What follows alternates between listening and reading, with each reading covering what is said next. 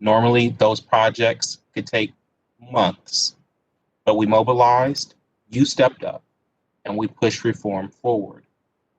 On November 3rd, voters registered their resounding support for Issue 2, with more than 70% of the votes cast in favor of accountability and reform. While I'm proud of these measures, Council knows that there is still racism and inequities built into our structures of safety, criminal justice, and our budgets. We're here today to talk about how Council will reimagine public safety during this budget process and beyond.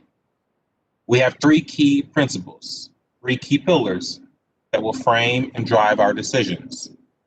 First, we need to establish an alternative crisis response system. Columbus currently has an excellent pilot that show potential for this new vision. The Mobile Crisis Response Unit and the React Opioid Team both show enormous promise, but we have yet to scale or integrate them fully into our emergency systems. Second, we need to invest in accountability and a better division of police. This starts with the Civilian Review Board and an Office of the Inspector General. But that's not where it ends. We also need to invest in our officers. We have so many good, committed officers, and we've heard that they want reform too. Third, we need to invest in violence prevention. This means not only going after the shooters on the streets, but making sure young folks have what they need so they never pick up a weapon in the first place. These three pillars will guide our budget process. It's also important to note that one can't separate public safety from critical investments in our operating budget, like affordable housing, pre-K, college access, transit, and more. We know that these investments are connected. We've got to bring a strategic eye to ensure we have a holistic conversation. But we also can't overlook what Issue 2 and the creation of a Civilian Review Board means to this community. At this point, I'd like to turn things over to my council member, my colleague, Rob Dorns, to talk more about Issue 2, the Civilian Review Board, and our focus on accountability. Councilmember Dorns. Thank you, Council President. As you mentioned, when this council stood together this past June to announce our first steps to reimagine public safety, I spoke about the need for transparency and accountability.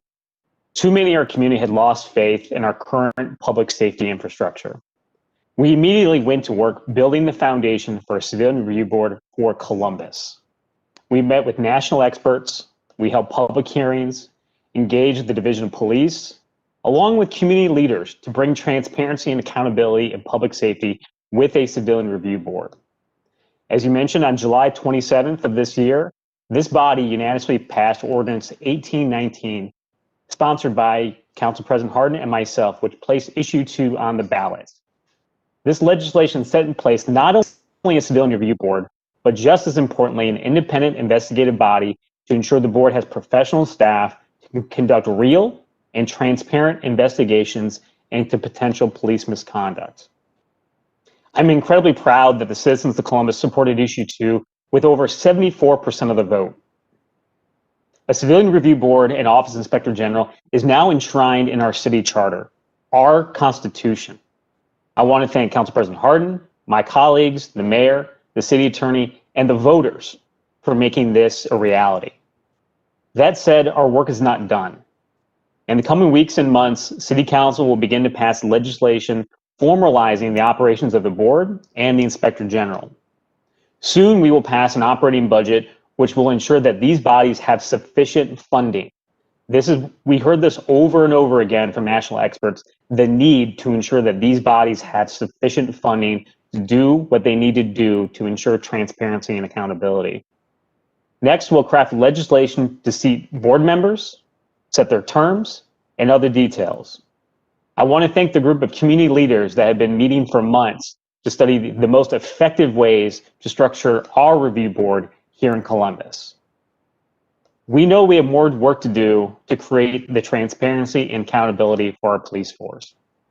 For months, I pushed the Division of Police to ensure that all officers, at all times while interacting with members of the public, have badge numbers readily identifiable. This is critical to ensure that members of the division can be identified in photos or videos when there are allegations of misconduct. We know that a large majority of our officers conduct themselves professionally and properly, but when we can't identify those that have failed to uphold their duty, all officers get painted with the same brush. This is not acceptable. The recent report issued by the law firm Baker Hostetler makes it clear. The lack of police officer identification was a serious problem for the city identifying officers involved in alleged misconduct. I've worked with Chief Quinlan on this issue and pleased that initial steps have been taken. However, we will begin exploring legislation to ensure that all police uniforms have such identification to ensure that officers can be identified. Again, this is both important for members of the public and our officers. This is how we make sure that we have the right foundation in place to bring about transparency and accountability that the public expects and is necessary. Next, I'd like to introduce President Pro Tem and Council's Finance Committee Chair, Elizabeth Brown. This committee will play an incredibly important role in the conversation that we're having around reimagining public safety. President Pro Tem. Thank you so much, Council Member.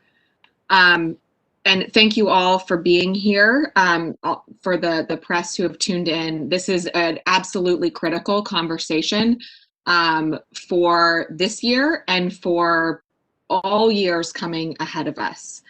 When I think about our goal, making all residents safer, I believe that must include reinforcing the covenant of trust between the peace officers we employ and the residents they serve. Of course, as I've said before, it should never look or feel like our residents and neighborhoods are being occupied. That means continuing to demilitarize our division. We are all on the same side here, and we need to enact policies that reinforce that fact. I also know that must include investing in common sense solutions. All those things that you've heard my colleagues say already, and that my colleagues will say in their portions of this event as well, such as our 911 dispatch office, where key decisions are made about what kind of help to send to residents who call. We need to train, support, and pay those who work in the dispatch office in a way that reflects their critical role in the process. And we need to integrate our partners into this work to ensure we provide the right response for every call. After all, we can't rely on police officers alone to solve every problem.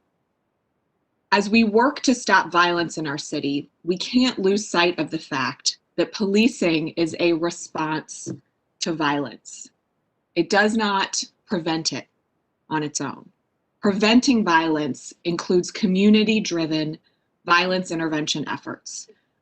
Through the budget process, we need to reinforce key initiatives that we know are effective. Our violence intervention work led by APPS and our partners, Columbus Urban League and Community for New Directions.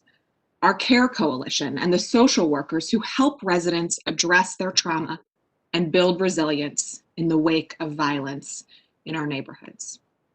And we need to unite these efforts within an overarching strategy for violence prevention in Columbus that will work this year and that will outlast this budget. But these aren't enough on their own. We can't have a conversation about making every resident safe without addressing the economic insecurity impacting Columbus families. Council President said this, and I do believe that it's more relevant than ever this year to emphasize these kinds of solutions. We released a financial empowerment roadmap earlier this fall that demonstrated not only the economic pain of many Columbus families, but also the disproportionate presence of that pain among our families of color. Nearly 40% of Black workers earn $15,000 or less annually, compared to 14% of white workers.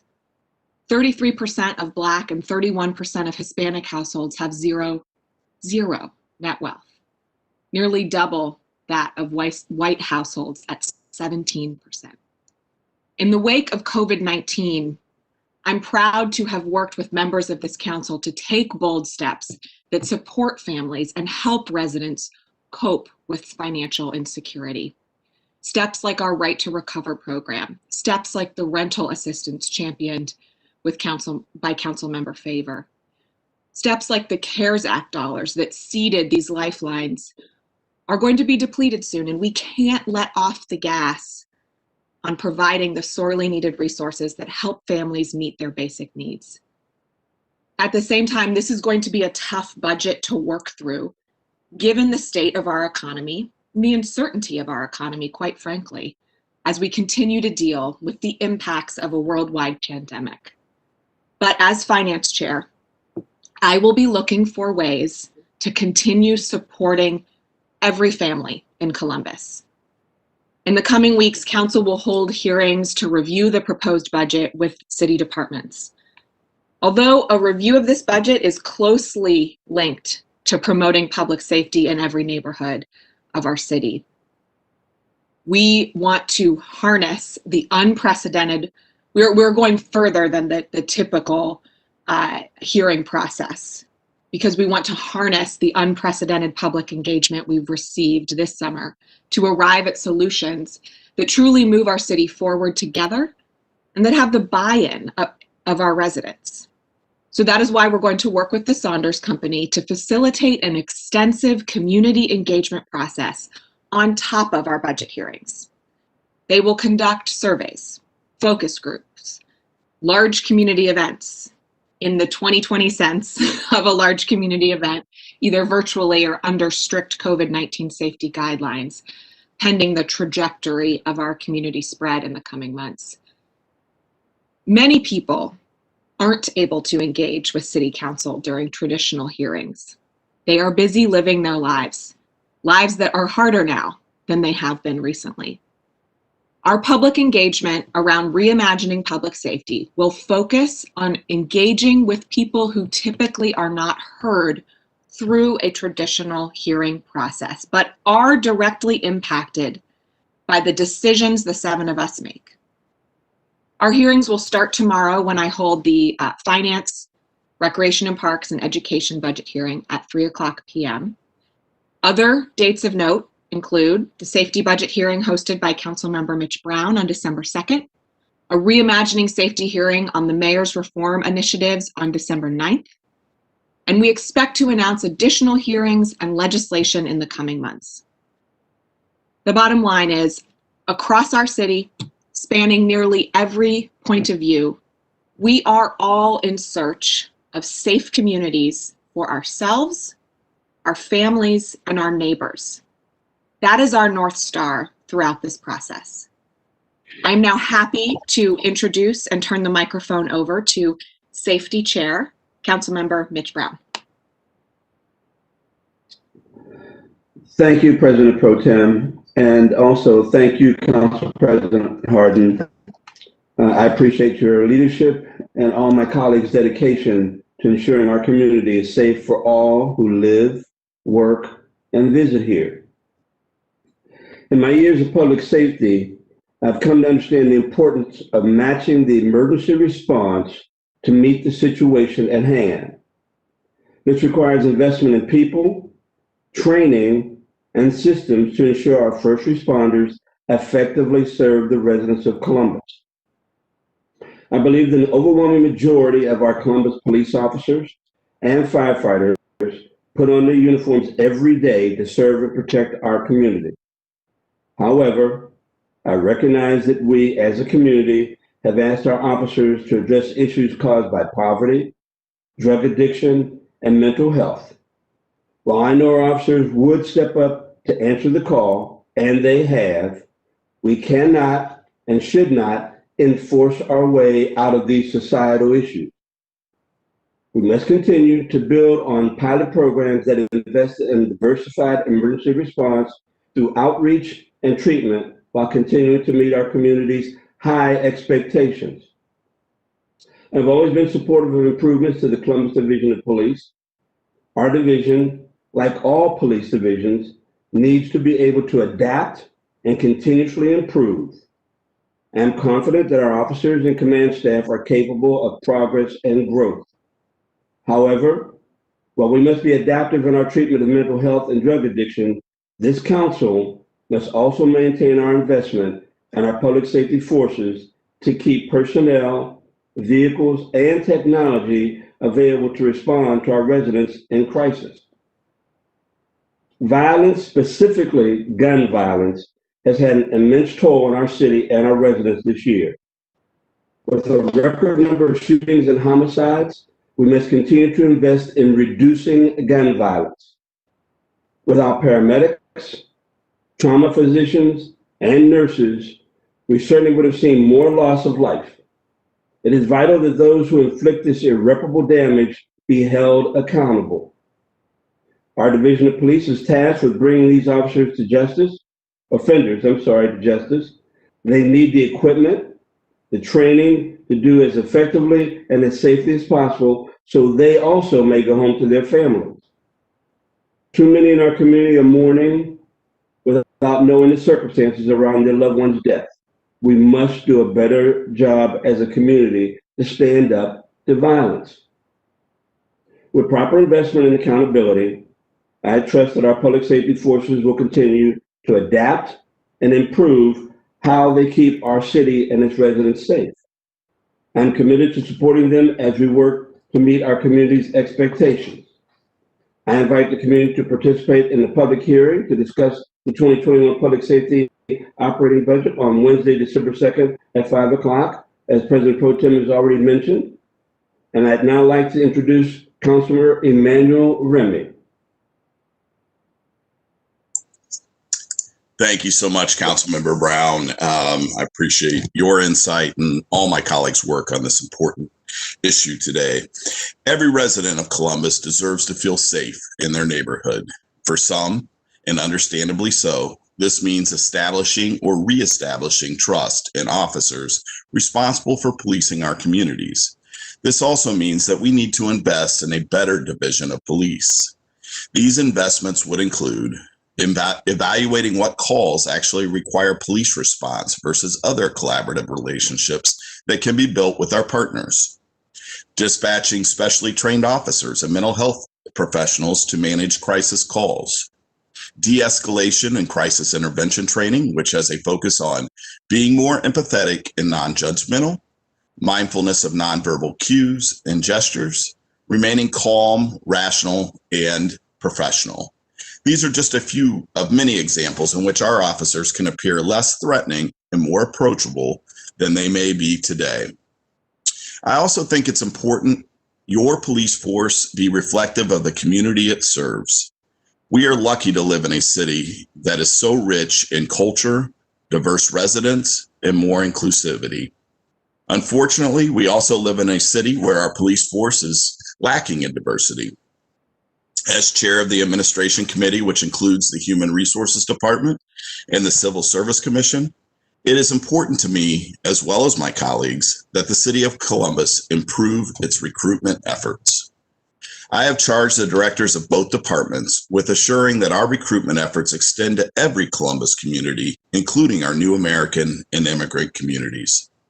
We want to make sure that every resident has the opportunity to apply for employment opportunities within the police force, prepare for civil service testing, and that screening and testing barriers that may have historically hindered diversity are removed. Navigating the Civil Service Commission and the process in which it takes to get hired by the city of Columbus can be hard for some. Our civil service team has done a great job in providing the training to help all get through the process, but that's not good enough. There is more work to do, and I have challenged my team to find a way to modernize our Civil Service Commission to serve a progressive 21st century Columbus. Later this evening, during our regular City Council meeting, we will vote on ordinance number 2562, 2020, which will authorize the Civil Service Commission to contract with Winfred Arthur, Jr., PhD, for the execution of an independent audit of the Columbus police officer recruiting and testing process in accordance with recommendation number 13 of the Columbus Community Safety Advisory Committee.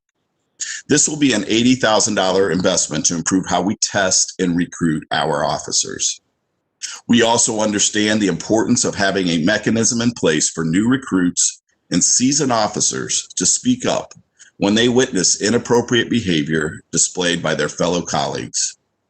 It is important that they have a voice to share their concerns about the attitudes or actions of other officers without fear of retaliation. This is why we want to build and provide this reporting mechanism for our officers. We are working on the potential for the city to institute a fraud, waste, and abuse line for our employees to utilize anonymously and privately so there is transparency and accountability. Lastly, it is critical that we invest and strengthen early warning systems to root out bad and/or problematic officers.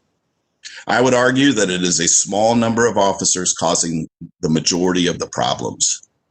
The goal is to implement a system that will identify behaviors that lead to adverse interactions with the public and provide correction, identify resources to mitigate behavior, or remove these officers from the field. In closing, I would like to thank all of our listeners and viewers for tuning in this morning. And without further ado, I would like to introduce my colleague, Councilmember Shayla Faber. Thank you, Councilmember Remy, and good morning to everyone joining us virtually today. I'm proud to be here along with my colleagues as we continue our efforts to reimagine public safety in Columbus. As chair of Council's Housing and Criminal Justice Committees, I will be focusing my efforts over the next several months on advancing investments in these areas. Housing is a basic, essential need.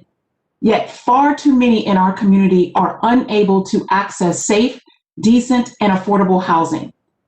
Not only are too many families paying more than half of their income on rent, our city continues to grow at a fast pace, and we will be unable to keep up with the high housing demand.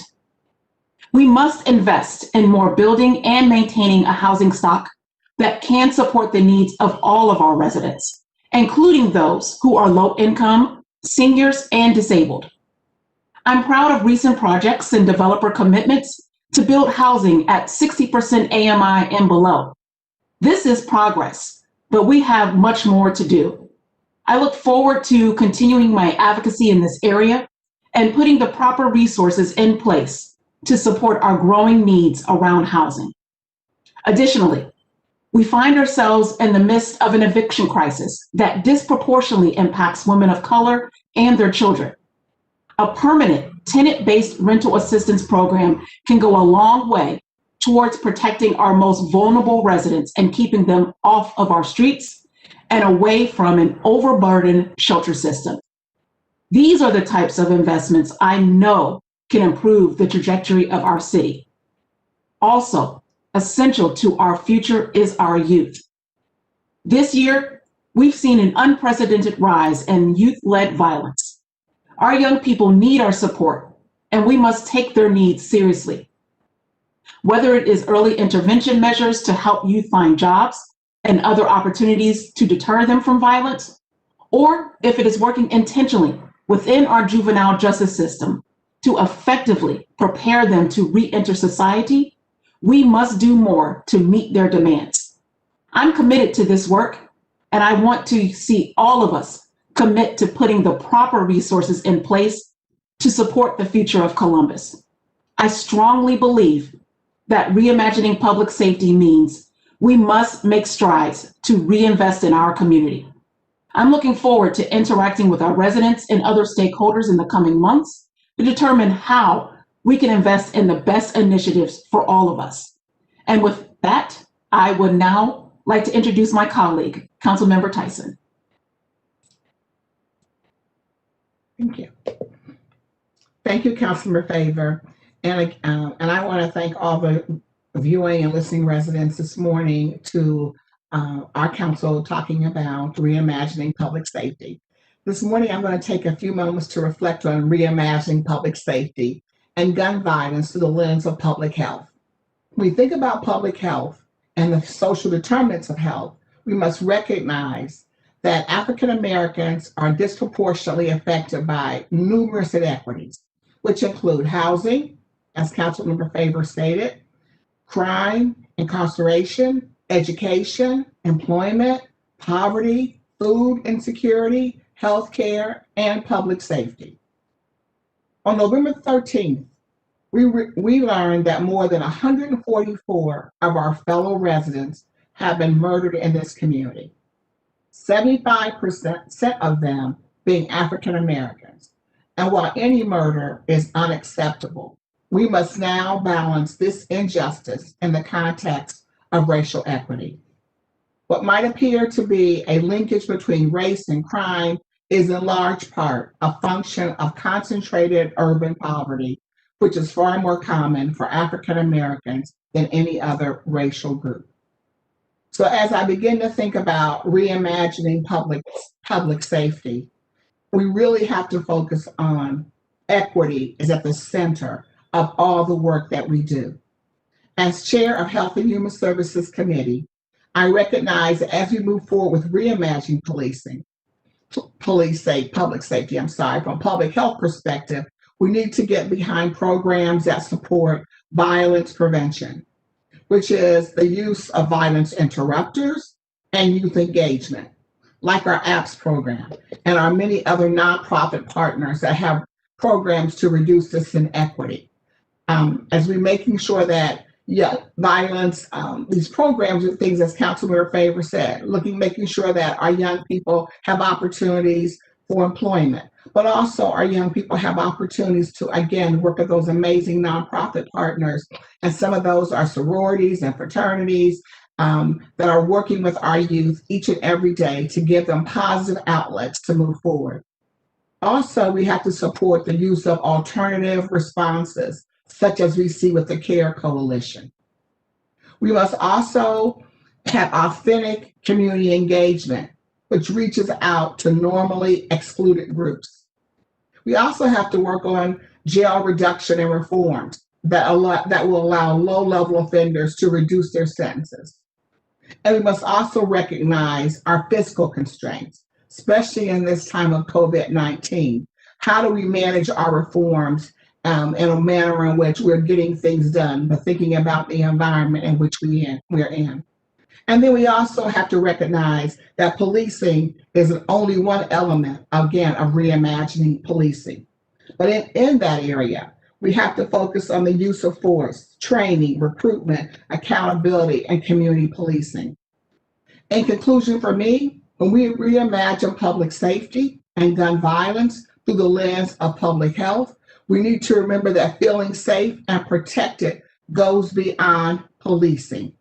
To feel safe, there must be efforts to address racial disparities and poverty. We must help each other to recognize our humanity and the value that each of us brings to one another as human beings. Thank you, and with that, I will turn it over to President Harden. Thank you, Councilmember Tyson, and thank you to all of my colleagues. You've heard my colleagues talk about the importance of investing in violence prevention and a better division of police. These are critical elements to reimagining safety in our city. The third pillar of this initiative, and my top priority, is to establish a new specialized crisis response system. It is worth stepping back to reflect on what we ask of police. For decades, we've asked law enforcement to handle mental health, substance abuse, homelessness, poverty, violent crime, property damage, car accidents, and more. That's a lot for any profession to handle. Police officers have an incredibly difficult job. They're asked to play pickup games, to bond with kids, solve murders, document accidents, and de-escalate violent situations, and that could all be in one day. Our officers do the best they can given the vast set of problems thrown at them on the job. And being an officer has only gotten harder since COVID swept across our country and violent crime spiked. 911 call data reveals that much of what our officers are asked to deal with are problems they may not have the exact tools to solve. In 2019 in Columbus, there were more than 14,000 calls for suicides and mental health disturbances, more than 11,000 calls for wellness checks. My top priority for the Reimagining Public Safety Initiative is to ensure that those calls and more can be answered by unarmed crisis response workers who can help provide folks with the care and the resources that they need. A specialized crisis response division to provide the opportunity to improve resident safety while freeing up sworn officers to focus on instances that do require the attention of armed law enforcement. This will mean hiring mental health specialists, homeless outreach workers, social workers, and other crisis response. Establishing a specialized crisis response system also means changing the way local government receives, dispatches, and addresses nonviolent calls. A friend of mine recently tried to call a wellness check on another friend. She even knew about the mobile crisis response unit, so she called the non-emergency number. None of the options presented spoke to her friend's needs. When she got through to a person, a city employee told her to call Adam H. So she called Adam H, and they suggested that she call 911. She called 911, and they told her to call the non-emergency number. That's unacceptable for our system. We need an integrated response model where folks have clear options to deal with mental health, substance abuse, and other crises. We can learn a lot from other cities that are on this front. Through the National League of Cities Council Presidents Group, I spent an hour on the phone with folks who run Eugene, Oregon's program, Crisis Assistance Helping Out of the Streets, or better known as CAHOOTS. The program mobilizes two-person teams consisting of a medic and a crisis worker who have substantial training and experience in the mental health field.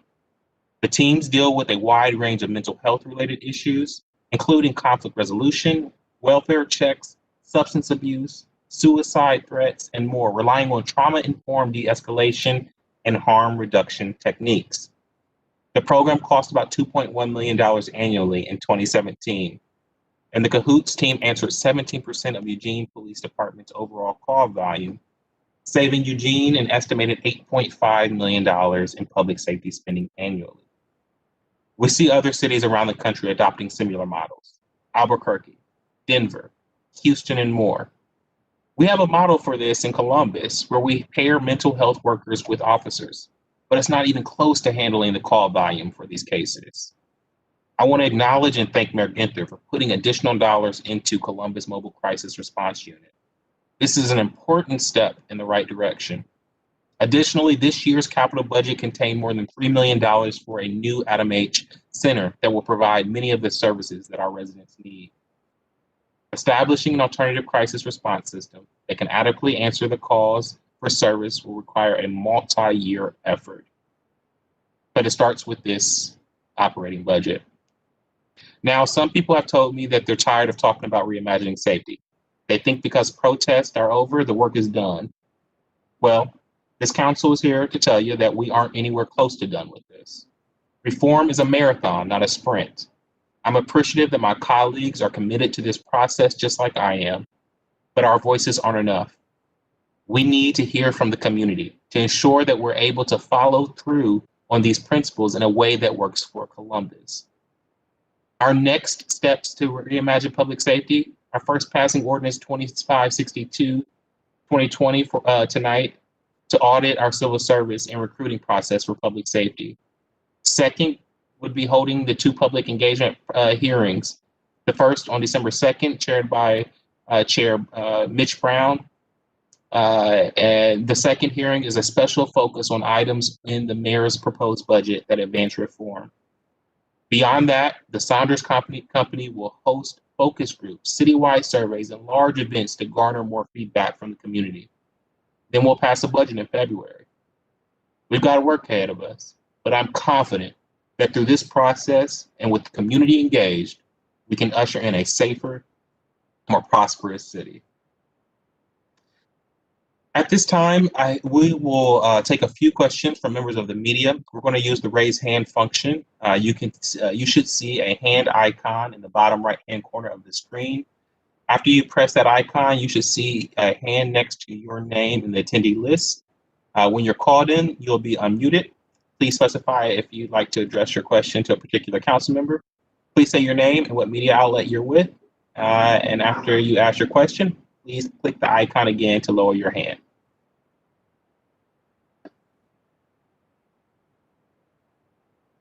I see a question from Lacey Chris. Good Good morning. I was wondering if you could explain the proposal to move the 911 service out from underneath CPD and move it into public safety. Why do that? What are the benefits? And why this move right now?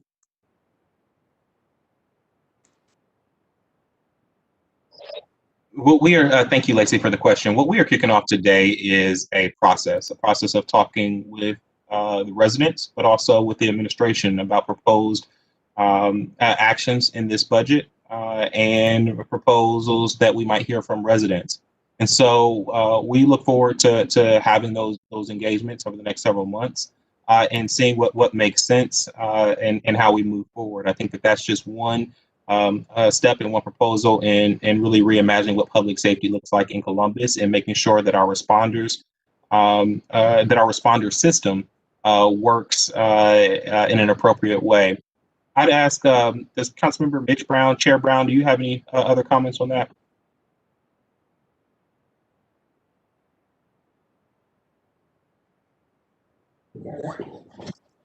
Thank you, Council President. Again, the issue with regard to the dispatchers, again, the training and education that's required and is going to be increased. The ability to differentiate the type of responses that are going to be going out is going to be significant. And taking the individuals and putting them under public safety is just a way of making certain that the individuals who are able to receive the training and have the adequate staffing that is necessary for our 911 call center to improve.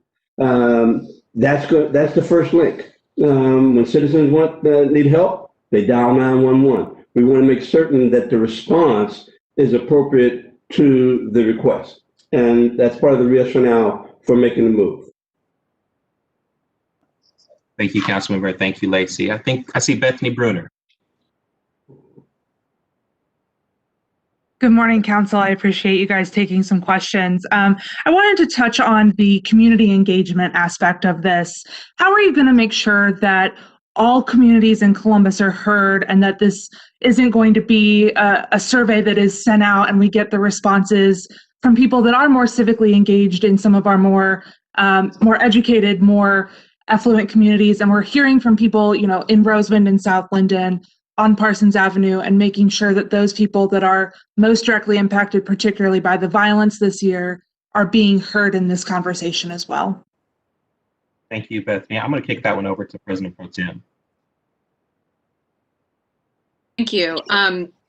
So we're going to work with folks who do this more professionally, the Saunders Company, to help make sure that the design of the engagement actually reflects reaching people.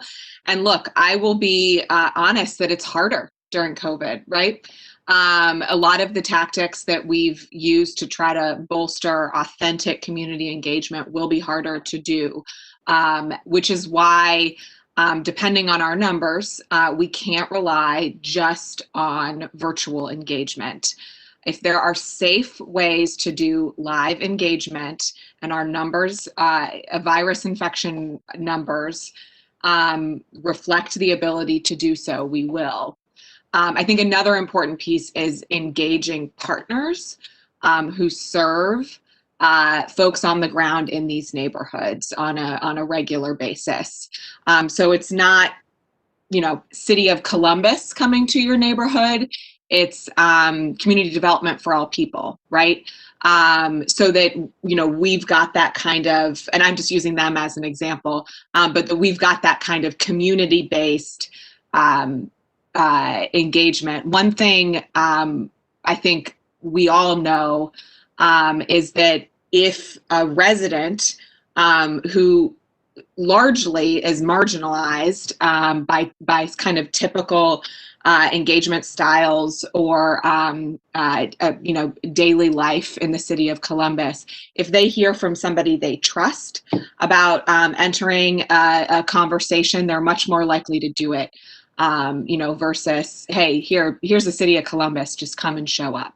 So those are the kinds of strategies that we're going to use. And we have no ego about being all-knowing on this stuff. So we want to hear from residents about how they want to see this engagement happen too. But I will remind you, when we did our public safety hearing process over the summer, we saw incredible levels of engagement in those hearings. So, we know that this issue is critically important to residents. So I think it's a combination of having the authentic conversation through the right channels. Because, when we had those hearings throughout the summer, we did see an outpouring of engagement, and we did it essentially in the same way you're all tuning in today. That's not good enough moving forward, but I do want to highlight that people are here for this conversation. Thank you, President Pro Tem. I think Lacey has another question. Thank you. I was wondering, in the initial budget proposal, Mayor Ginther said that the police department's budget would be cut about $20 million. Does that account for things like 911 being taken out from underneath the CPD's purview to public safety? And I think some may wonder, at a time when we're having record levels of violence, record levels of homicides, why take money away from the police department? Thank you, Lacey, again for the question. One of the things that I'm really proud of this council is that we've taken, even back in June and July, a very complex issue and worked thoughtfully through engaging stakeholders from public safety and from the community, and put forward comprehensive reforms, policies, and strategies that we believe will still continue to keep us safe, but also reform how we do public safety. We plan on doing that now too, during this budget process and working with the administration. Again, what we are doing today is kicking off that process, that deep dive into the mayor's budget, and inviting the public to be a part of how they view public safety and how they plan to move it forward. And so I think that we'll have more to say about specifics of the budget as we go through the process.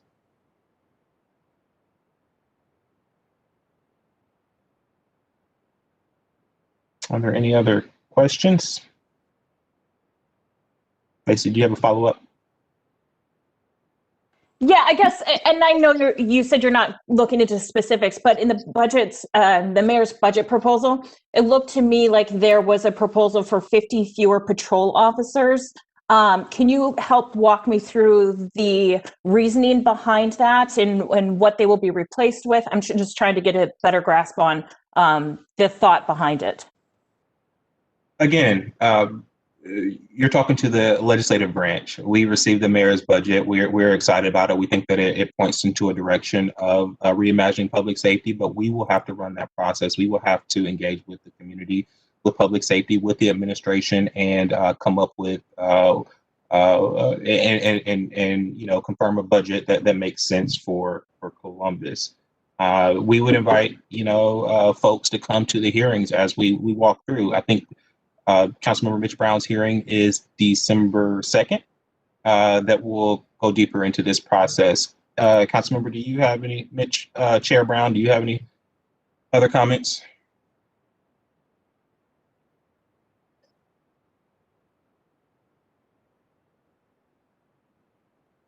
If not. Yeah, I'm sorry, Council President, the technology. I think part of the issue is that in this upcoming budget is 2 classes for our division of police. I think classes of 40 or 45. I'm not exactly certain what the number is. I know that addresses the issue to some degree of attrition, but they also are evaluating how they're going to utilize the staffing. So there's a lot of elements associated with it, and we'll hear from them when they present the budget. Thank you, Chair Brown. Again, this is the beginning of a process from the council side. We look forward to engaging with and hearing from all of our residents. We are excited about partnering with the Saunders Company so that we can make sure that our outreach is far and wide, that we hear from folks who don't traditionally engage through processes like these.